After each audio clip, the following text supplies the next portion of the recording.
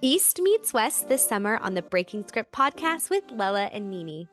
We are finally diving into the captivating realm of Asian dramas before returning to our first love, the highly anticipated countdown to Christmas Hallmark movies. Come along as we look for glimmers and more in Asian pop culture storytelling and Hallmark summer movies. We interrupt our regular scheduled programming for some breaking Hallmark news.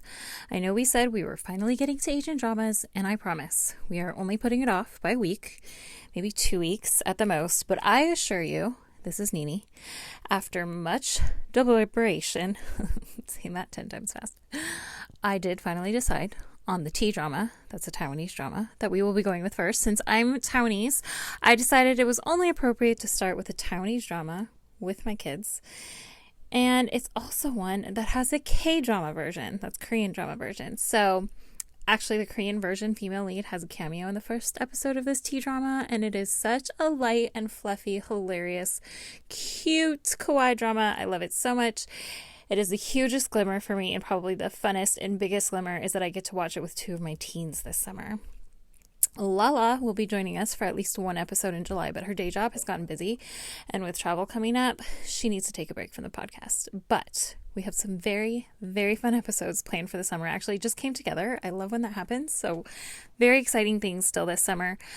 But with so much breaking news regarding the 2024 Countdown to Christmas Hallmark movie season, we could not just move on to Asian dramas and brush past all that news, especially now that Christmas in July is upon us. It kicks off in just 2 days with a movie on June 29th, Falling Like Snowflakes, starring Rebecca Dalton and Marcus Rosner, and July 1st with a new movie streaming exclusively on Hallmark Movies now called Operation Nutcracker, starring Ashley Newborough and Christopher Russell.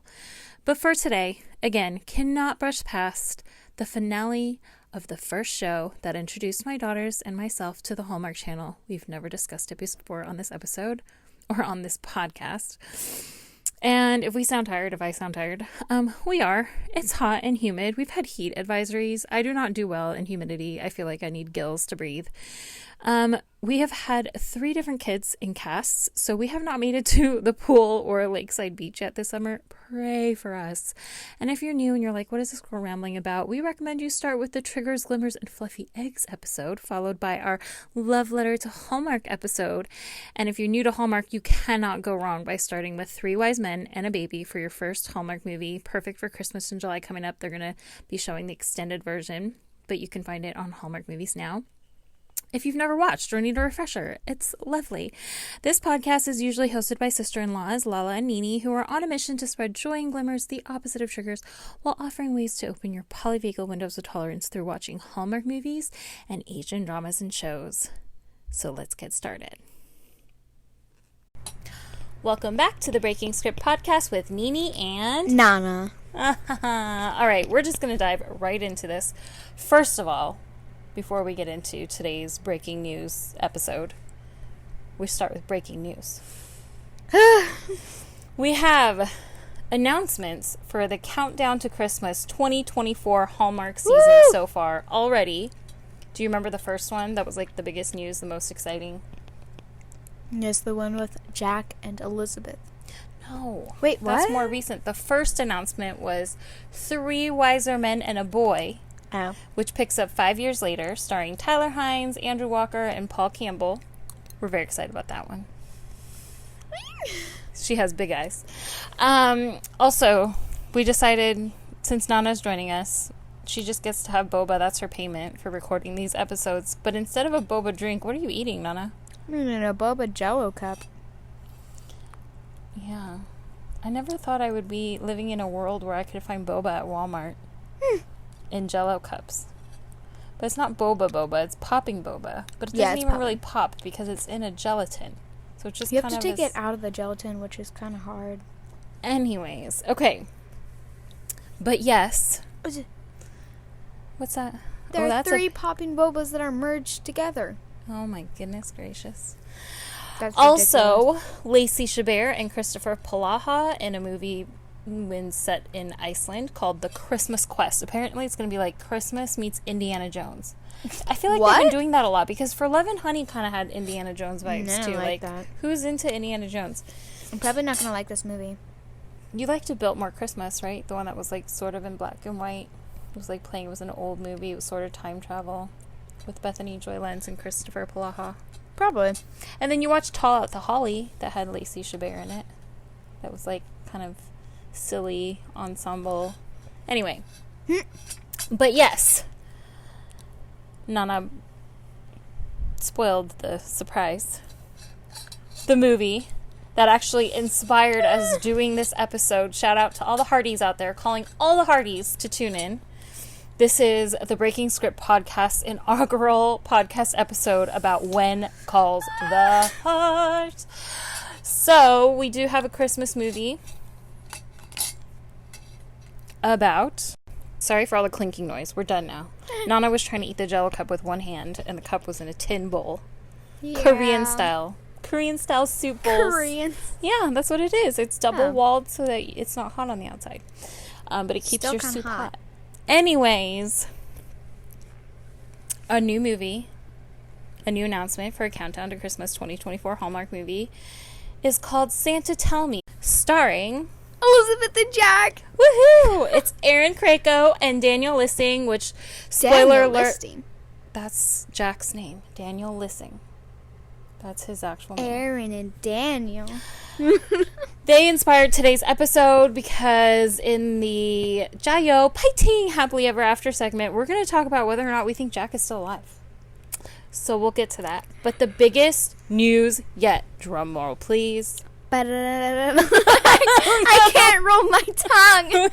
I can't do anymore. That's funny. Is the Tyler Hines and Hunter King Countdown to Christmas 2024 Hallmark movie called Holiday Touchdown, what's the Kansas City team?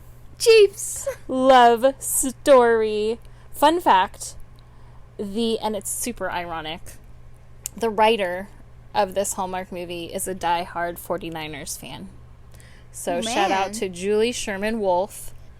In her bio, in her Insta bio, she has 26 Hallmark movies that she's written. That is super impressive. That's a lot of movies. I want to look up what other ones. We'll talk about that next time, maybe on our Christmas in July boba break of what other movies she's written. Excuse me. I just choked on air.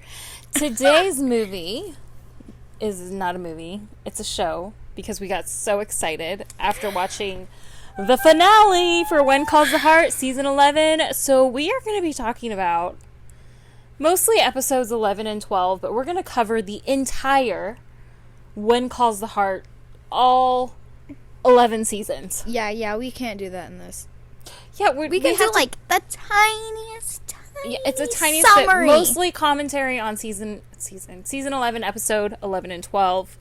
Shout out to the Hardys out there. You need to watch all of it. The reason why is because I feel like there's so many people out there that comment about how the romance in When Calls the Heart moves so slow.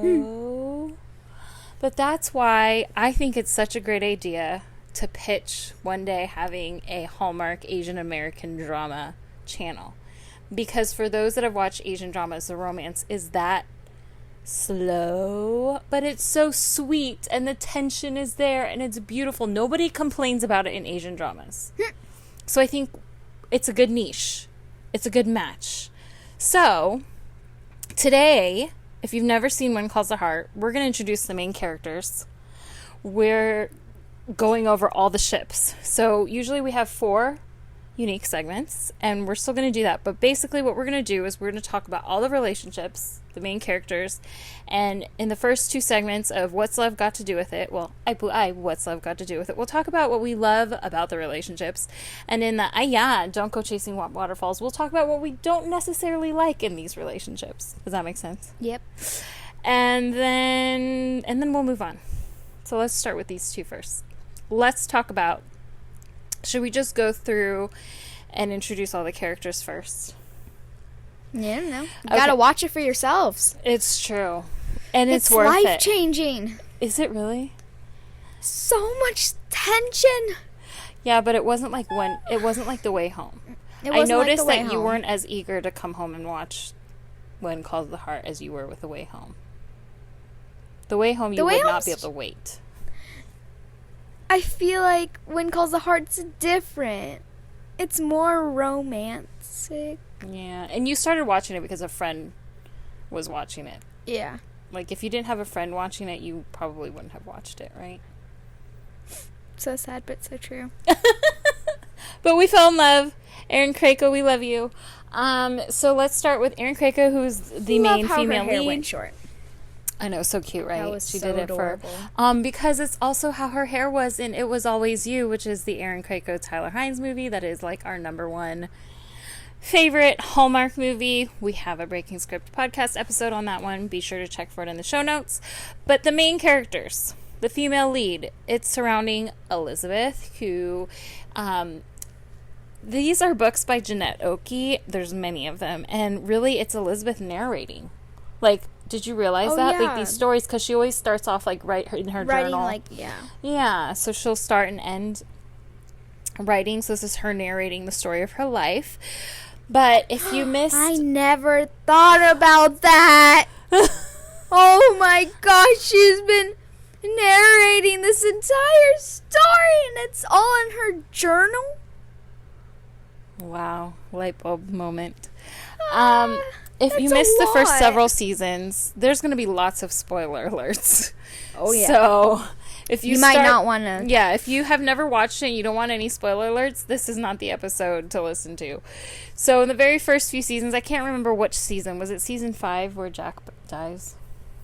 Season 5? I can't remember. Anyways, Elizabeth's first husband passes away while she's pregnant with a son named Jack. So, her son is named after her husband, her late husband. He's so cute. And so I think if you watch the first few seasons, the last 5 seasons have a completely different vibe, wouldn't you say? Like, there was so much more tragedy in the first few seasons, and then it got really light and fluffy and like not realistic at all. Like, how are you gonna have an Asian who can find ingredients that like most Midwesterners can't even find in their own towns, in this small coal mine town in Canada? Like, she's not going to find soya sauce. I hated that they called it that. Anyways, or oyster sauce. They called it soya sauce and oyster sauce in like episode 9 or 10. Man. Anyways, so I'm trying to introduce these characters. Elizabeth ends up in this love triangle, which it's my opinion, what do you think, that the show grew more popular because of the love triangle, and there became a Team Nathan versus Team Lucas. So Elizabeth's late husband was a Mountie. I always knew it'd be Nathan. I was always rooting with Nathan, and when she was with Lucas for that amount of time, I was like, get together with... I almost said Lucas. I meant Nathan. Get together with Nathan. Pull it together. I know that you're scared because he's a Mountie. Because he's a Mountie. Yes, wow. And, like, I can't say it. And just because Jack died doesn't necessarily mean that he's gonna die. But I understand that she didn't want him in the town in the first place. Yeah, because it reminded her of Jack, and it was sad. And then in the end, she told him that, which I was like... Okay, but I think... So clearly you don't have anything in this segment to say about Elizabeth and Lucas's relationship, because Elizabeth and Lucas... So Lucas, I feel like, first of all, he owns, like, the town saloon. Yeah. Restaurant. Businessman. He's a businessman. He comes from a family of money. His mom is a writer, apparently, who made... remember? His mom is a writer, and she, remember, in a couple seasons ago, like, was reading Elizabeth's story, because Elizabeth was trying to get published. But it matches Elizabeth's life, because Elizabeth comes from a wealthy family. So they both have family in Hamilton. Yeah. It's apparently... It's a great show. It's very calm to watch, but as Nana is proving here, sometimes you forget about the details. because she doesn't remember all this from previous seasons. She's seen It's every been years. single episode. It's been years. Okay, so Elizabeth and Lucas seem like a better match, but they didn't really have much chemistry to me. They did not have chemistry. It was just like more of a Did they proper kiss? relationship. Yeah, they kissed. I and they just can't remember. said they loved each other, but it was very different from the chemistry that Elizabeth and Nathan have. Which, let's talk about that for a minute. I appreciated... Well, so I told you what I liked about Elizabeth and Lucas.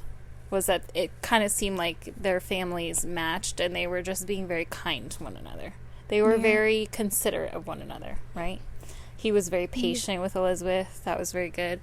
But Elizabeth and Nathan, what good things do you have to say about Elizabeth and Nathan? I told you so. That's what I told. Okay, but I didn't. There was no way. I was totally joking when I said, oh my goodness, is she going to go back to Nathan? And I cannot even believe that we are here today. Ha! Right? I already knew it. I always knew it. We're just excited to see Nathan. But I wanted to point out, I think it was in Nathan. last season when she was still with Lucas. It was kind of like, oh no, what's going on here? But because Nathan is a single dad and Elizabeth is a single mom, it was really sweet to see them confiding in one another. About what that's like, especially when Allie, who is Nathan's adopted daughter, but it's actually his niece, his sister passed away and her father is in prison. That was really sweet. I thought that was it showed a very healthy like friendship growing, and it was something that they like no one else. Well, I guess there are a lot of single moms in town. But that is very true. There aren't a lot of single dads. And so it was really sweet that Nathan could ask her, especially as Allie's getting older and is wondering about her dad. But let's talk about, for a minute here, because in the last couple episodes, we're seeing more of Jeanette. Not the last. Jeanette Okwa. Who ended up being Shaw, the gangster. Lucas and Jeanette. So remember... Oh my goodness gracious. We have to talk about this here because... Confusing. There's going to be more about this. There's more about them in the second segment, right? Oh, yeah. Okay. But here, let's talk about what happened between Lucas and Jeanette in episode 11 when he talked her down. Oh, yeah. I was like... He's like, I know you're not going to shoot me. She's like, don't make me do this. And then they just hug at the end. Yeah. I was like... Interesting. Is that just your tactic because you're using her so that she doesn't shoot anyone? Using the tactic? Yeah. Not using her. Using the tactic so she won't shoot anyone. I did wonder that. Maybe we need to talk about it more in the second segment. But it was really... He said that he was a changed man and that he didn't want part of her at all. That's why we need to talk about that in the second Even segment. before What he is knew he she talking was about? shot. Okay, so we introduced Lucas and Jeanette. So Elizabeth and Lucas were engaged in season 10. Were they engaged all of season 10? Because they got engaged at the end of season 9, I think. So they were engaged all of season 10. They were planning a wedding all of season 10, and then at the very last episode, they break up, and then Lucas gets shot. And you're like, wait, this is When Calls the Heart. Who gets shot? What's happening? We haven't had tragedy like this in many episodes, or many seasons. So let's talk about, for some reason, they decided in this season that there needed to be another love story that didn't feel very connected to me. That's maybe an Oi with the Poodles segment issue. But let's talk about what we liked about May, who is a Chinese immigrant, apparently, living in this Canadian town, but doesn't have any accent. And anyhow, May and Hickam, what do we think about this? And he was mayor, right? Hickam was mayor. Yeah, Mayor Hickam. Who, in real life, Ben is his name, is actually Erin Krakow's boyfriend in real life. Oh, I still can't. And Nathan, Kevin McGarry, is engaged to Fiona.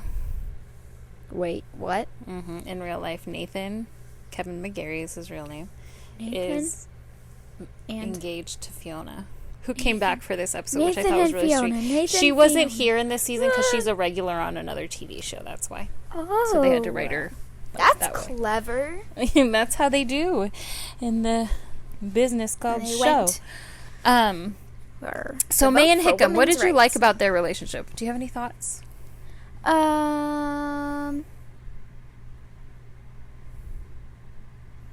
Oh, maybe this is in the second segment? Okay. All right. She's just giving me this look. I thought it was sweet, and I thought he, was cute. trying to learn about her culture and wanted to include her family and be really thoughtful, and interesting how the way he introduced her to his family and had her cook Chinese food. I don't know. Anyways, I thought that was sweet. But you're right. There's probably more in the second segment. Now let's talk about Lee and Rosemary. Rosemary is Elizabeth's best friend. But do you remember? She's nosy. Do you remember, though, that Rosemary was actually Jack's ex-girlfriend? It's been that long. You probably... What? Does Lee know? Of course. She came in and she was kind of fighting for Jack and then became Elizabeth. And she and Elizabeth didn't get along. And then they became best friends. Oh, I think I faintly remember them not getting along. Faintly remembering. Yes. And And the very faint because she was past. this actress and Lee was going to build her a theater. And I don't think he ever did. But anyways, Wait, really? Lee is wealthy. He owns a steel mill and the wood mill too, right? Is it the steel mill and the wood mill? I don't know. I can't. That's terrible that I can't remember. And Rosemary, even though she's this actress, last season decided she's going to start a newspaper. So she's the local journalist and owns the news and runs the newspaper. Anyways, She likes to catch up on gossip. she sure does. And so Fits her. I think their relationship was really cute. It was last season that I feel like their characters totally changed and got real because they had a very real situation where they weren't able to get pregnant for a really long time. And it was so lovely to see Hallmark in When Calls the Heart touch this topic that is really close to a lot of people. So, And I loved how Lee supported her all the way through. yeah. He was such a loving husband through that. Yeah. And just how their worlds change and how there's so many moments where Rosemary, like, even in this season, how she's telling Elizabeth, like, what are you waiting for with Nathan? Like, she takes on this character that's very real, even though she's so eccentric, like a caricature, right? Like, because she's so, got such a big personality as Rosemary. Anyways, love Lee and Rosemary. They're such a staple couple. They're such a pillar couple in this town, aren't they? Yeah. They're influencers. That's for sure. But what I love, influencers, wow. They're the original influencers, I think. Anyways, what I love about this episode is Rosemary and Bill. Oh, yeah. In this season, not episode, in this season, and this is actually, Deck the Hallmark had the idea first, but I hadn't really listened to many of their When Calls the Heart episodes. But I love, and Aunt Lala loves, out of all the Hallmark movies, she prefers the Hallmark mystery movies. Ooh, So don't you think it would really? be great if next season they did, like, Bill and Rosemary continue to solve other mysteries? Because in this That'd be season they cool. were solving who shot Lucas, right? That was like the main theme. Like, they would make, like, the perfect pair, except Bill, he got more secrets than Rosemary because, Lucas didn't really trust Rosemary as much because she's the publisher Newspaper. of the newspaper. Yeah. And, well, I mean, it would probably get to Elizabeth, and he probably didn't want to feel that shame or guilt, whatever. Well, he just thought doesn't that want news Elizabeth- to go yeah. public. It's not about Elizabeth. It was about, he didn't want news to go public. Basically that shouldn't go everyone, public. like. Yeah, but I think Rosemary and Bill, that's what I loved and want to point out. I love that Hallmark had him apologize appropriately. Yeah. Because he said they were a partnership and then he kind of reneged on that by his actions, right? Yep.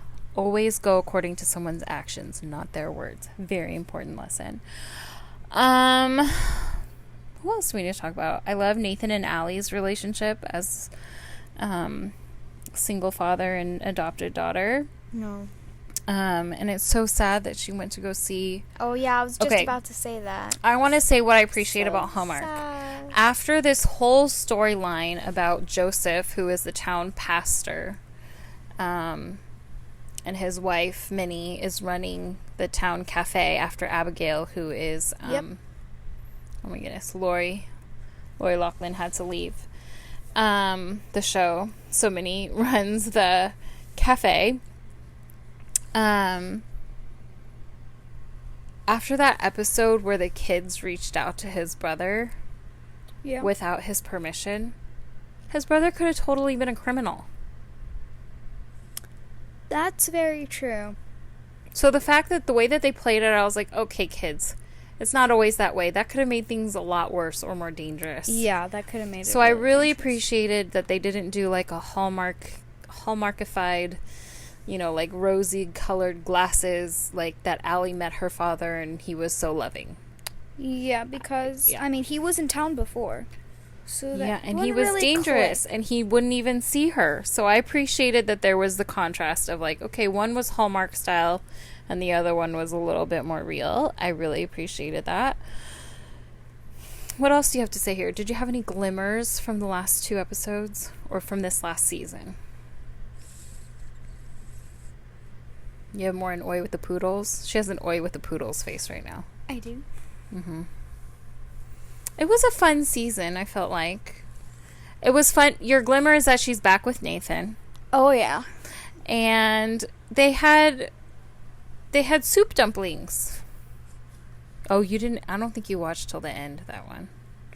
I love that there was, like, Asian... They're trying to be more diverse, even though it wouldn't be realistic that it was that diverse. But also it wouldn't be realistic for Joseph and Minnie to be so integrated with a blind daughter. Yeah. So I love the balance that they have.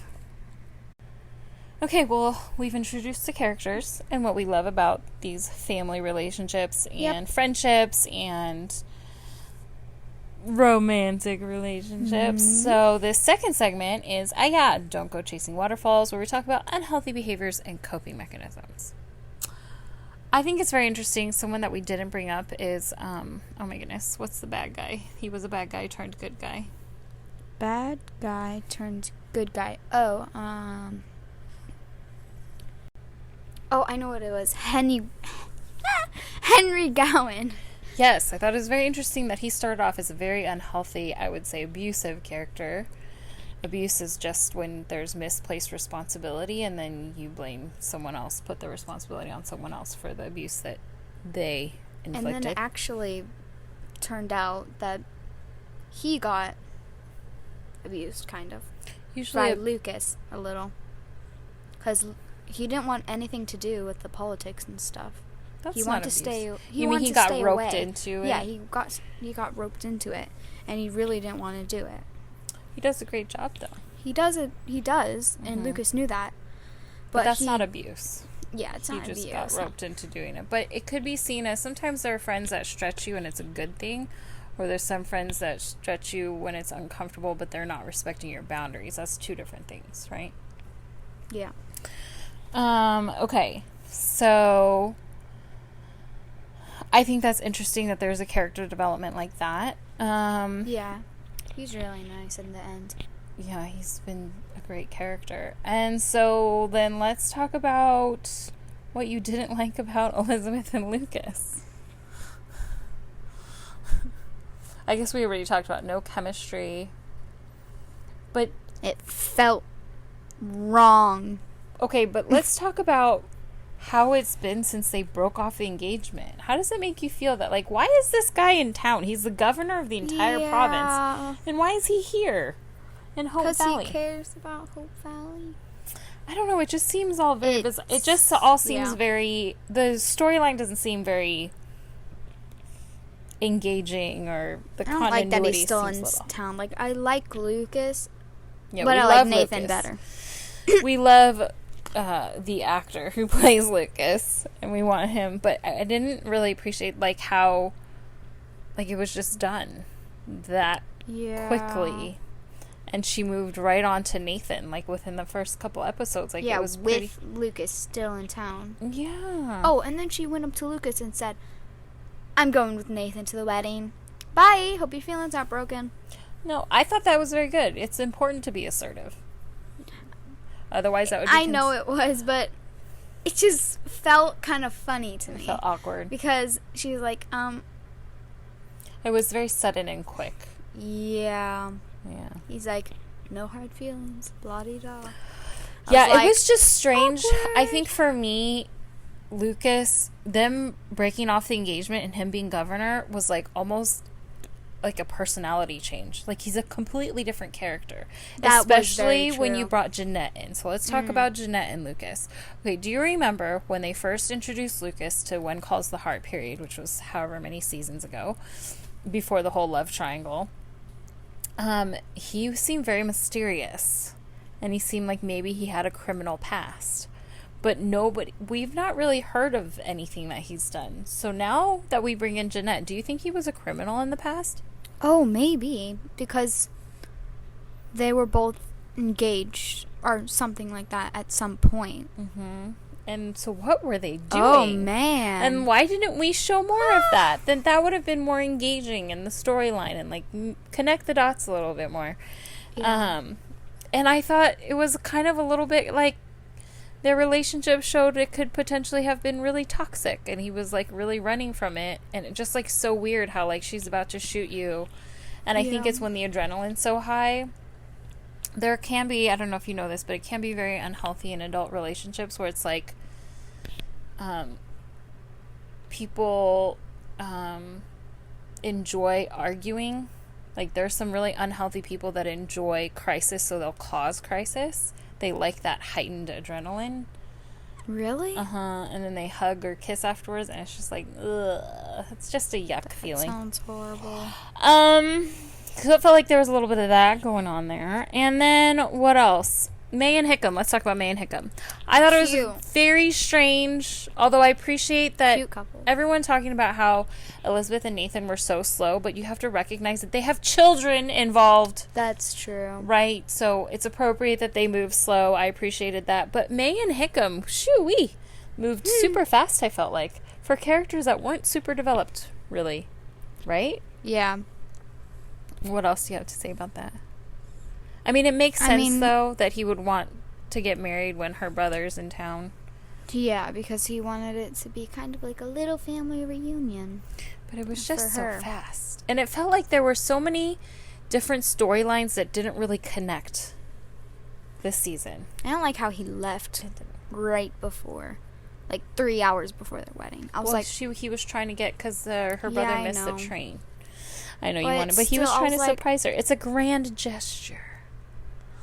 That cause anxiety for you? He let no one know. I was like, I know he's probably gonna like be back. She's like, what if he has cold feet? I felt like crying wasn't super real. It was kind of like hysterical crying. That can sound like it when you're that hysterical.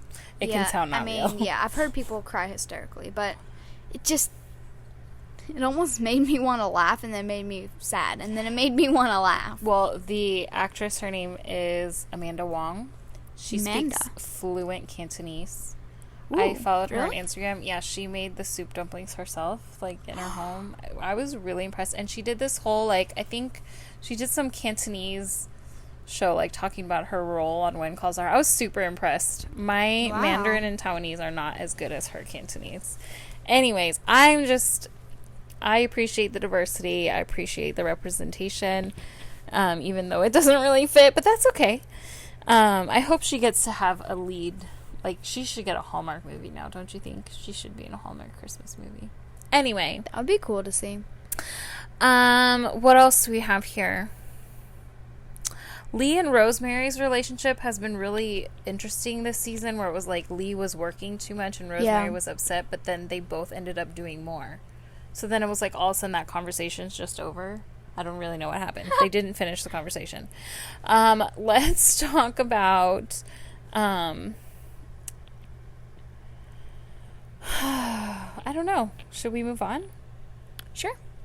To Aigu Oi with the Poodles already, where we talk about plot holes, continuity issues, the wait whats, and what we didn't like. What I really didn't like, we could get bogged down here.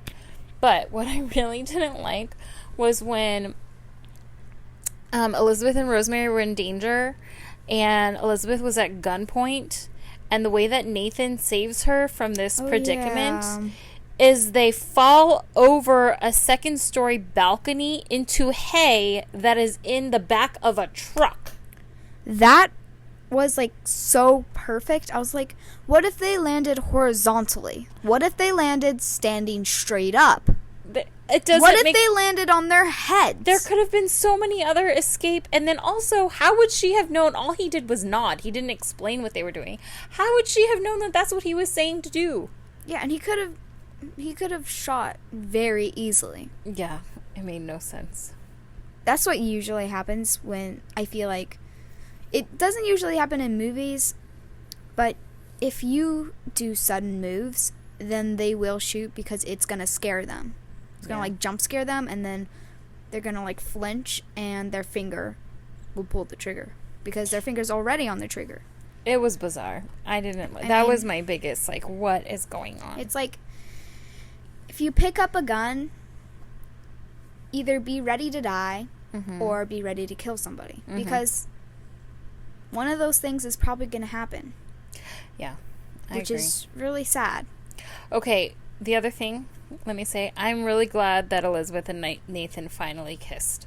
But what in the world? Like, you didn't kiss. We were all expecting them to kiss, like, I don't know, 10 episodes ago. I was thinking that hopefully they would have them kiss, like, episode 4 or 5 or 6. They didn't kiss until episode 11, but it's like they're making up for the entire season with how much they kiss in episode 12. Yeah, they kiss a lot, and I was like, what is happening? Can you stop a little? Like, that's just really It's obsessive. Too much. It's obsessive. It's too much for Hallmark. No, here's the thing. I don't have problems with how slow the relationship moved. Like I said, it happens in Asian dramas. But what I do have an issue with is how slow the storylines were. Not the romantic relationships. Just like the storylines didn't really seem to connect. And it was super slow. And then we packed so much in. Yeah. The last 3 episodes, right? Like, those last 3 episodes should have been spread out and moved in earlier. Kind of what happened with The Way Home this year, right? What did you say? It was kind of like that, But then they were trying to build suspense. Yeah. And maybe they made a mistake and didn't realize that they forgot to put this in, so that would actually make sense. And then, so then they just put had it all to in. Smush it. That's funny. Well, here's again Like, my pitch it's for this is fine. why a Hallmark Asian American drama channel would make sense, because Asian dramas do the same thing, especially Taiwanese ones. Like, it's moving really slow, and then like in the last 3 episodes somebody has an accident and has amnesia and loses their memory, and all of a sudden they're starting like a new storyline. You have to wrap it up in like the last 5 minutes. Ha. That's a Taiwanese drama, in my opinion. I The hate it ones. when that happens. But then Boy, again, with the they're poodles trying to hook you in. It's They're true, trying and it to works. get you so that you keep watching. And thank God that but hello, why are you going to put at the very end, and this is going to be continuing the Oi with the Poodles already, but we're going to blend it with the Jayo Paiting Happily Ever After, our last segment where we talk about what we think happens after the movie and who we are rooting for. Why in the last 5 minutes are you going to say, all you're going to say is, it's a conversation between a Mountie that rides into town, and Nathan thinks it's for him because he's the town Mountie, but it's not. This Mountie says that he wants to talk to Elizabeth about her late husband Jack. Yeah, he's like, I need to talk Which, alone in brilliant. private. I was like, wait, There have been better cliffhangers in other seasons, I have to say. This is not my favorite cliffhanger, and I have a feeling, this is my gut, there's a lot of people, and I think this is them just trying to get more viewers for the next season to make sure people are hooked and check to see what happens, but I feel like it's going to be a nothingness. It's going to be a nothing burger. Like, that would be horrible. I think it's just, she's going to tell him, or he's going to tell Elizabeth, the Mountie's going to tell Elizabeth something like, he left you land, or, you know what I think should That would happen? be horrible. I don't think it's really a cliffhanger. I hope he's alive, but that would be so awkward. No, I don't think, you can't bring him back from the dead now. No, thank you. She's with Nathan. Let's call it a day. Let's make that end game. No, listen, I think what should happen That'd be crazy. is that there's more information about how Jack died, and it becomes a mystery that Bill and Rosemary get to solve. It's not as exciting as him being back from the dead. No, he can't. But if they did that, and then it was next season is Team Jack versus Team Nathan, that is so cool. There's children involved. Actually, that would be really cool. Oh my goodness. Oh, we are man. not in agreement here. I'm shocked. Little Jack, Yeah. he already, like... He doesn't know his own father. He knows Nathan better than his own father. Yeah, and he never kind met of his own already father. said yes to Nathan being his father. Because remember, Elizabeth wanted to make sure we need to talk that it about was right this. with Jack I'm first. so glad you brought this up, because this is also Oi with the Poodles already. When she tells Nathan that she told Jack about their relationship, all she said to little Jack, is, would you like to spend more time with Mountie Nathan? Yeah, Would that be okay? That doesn't... Just because you're spending more time with him doesn't mean you're together. I don't think you spelled it out for Jack. Yeah, she definitely did. He doesn't necessarily understand. Because, of course, he gives him riding lessons, and he really wants to learn to ride, so of course he's going to want to spend more time with Mountie Nathan. Come on now. And poor Allie, I hope she's not always just babysitting. I thought it was really sweet. They always just dump. That relationship at the picnic, though, that was so sweet that she, it was really sweet that Nathan said, no, it's okay. It was supposed to be day, but it's okay. It's all his favorite people together. Oh. It was really sweet. And she took the initiative to take Jack blueberry picking, or blackberry picking. Or maybe it was just because she didn't want to see them kissing. Oh, gosh, that too. I mean, it probably wouldn't happen in front of little Jack and Allie, but still. I think it was a lot of kissing. That. It was it was a bit much after. What are you doing? Making up for the other 11 episodes? Way too much. That's what I'm hoping for the next season. What are you hoping for the next season? Besides Jack being alive. That's pretty big. Do you want Lucas to be in town? What are May and Hickam going to do next season? Oh, yeah. Are they going to move away? I feel like they're going to move away. They're either going to move away, new people are going to come in, or they're going to have a baby. Oh, my goodness. We forgot to talk about... I had Nana watch the beginning of Mary Poppins again because I wanted to tell her how important it was, the women's suffragette movement, that Faith that Fiona was inviting Faith to. That's what I was going to say earlier, and I couldn't find the words. We forgot about it. I didn't forget. You forgot. And I couldn't find the words, and we just moved on. Oh, I'm sorry. I didn't know that's what you were trying to say. I couldn't find the words. I was like, woman. Soldiers in petticoats, thanks to Faith and Fiona and Mrs. Banks. Women can vote today. Do you think Faith might move anyway? But then they don't have a town doctor, and what are you going to do? I really hope Faith doesn't move away, because she also has Lily. And when is Carson Paul Green going to come back? Oh, and when Carson! are they going to get married? I forgot about Carson. Dear. And then Lily can have a daddy. Anyway, I really hope that Minnie and Joseph get a storyline that is more tied into the greater storyline. I feel like they just have their own story that's not connected with anyone. Yes? Wait, but even if Dr. Carson and Faith, even if they do get married, Lily wouldn't be their child. He could adopt her, because I think like Faith adopted her, right? Oh, she adopted her? Am I wrong? No, the grandma just said, "Do you want to stay here?" I think she's adopting her. She would have to be her guardian. She would have to be a legal guardian. Yeah, it looked like she was her guardian. I was just a little confused because they didn't make it super clear. Because it could still be her grandma. If Faith and Carson got married, it would be her mommy and daddy, and she would still She would have two grandmas. What? Or she could probably have Everyone more has than two grandmas, sweetheart. Wait. Wait. Okay. Your mom has a mom, and your dad has a mom. Anyways. She could have 3 grandmas. Okie dokies. Well, that about wraps it up for our episode about When Calls the Heart. Hopefully we'll do this more next season so Hearties can follow along at the Breaking Script podcast. Next, I think we should shout out to the Postables. Should we do that in July? The what? Not the Signed, Sealed, and Delivered episodes, but the Signed, Sealed, Delivers full-length movies so that we can watch. There's a new one coming out July 12th called A Tale of 3 Letters. Of course. All right. 3 letters that are connected, I bet. I Connected to a mystery.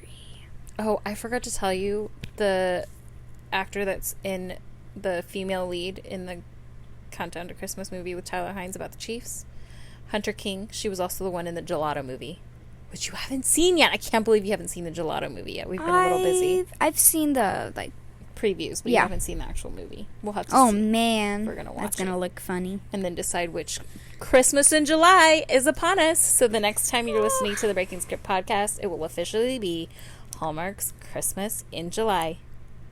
I hope Elizabeth and Jack's movie turn out right. And I hope I don't hate it. Me too. I really want to like it. Same with the Chiefs movie. And 3 Wiser Men and a Baby. And all the others. All right. That wraps it up for us today.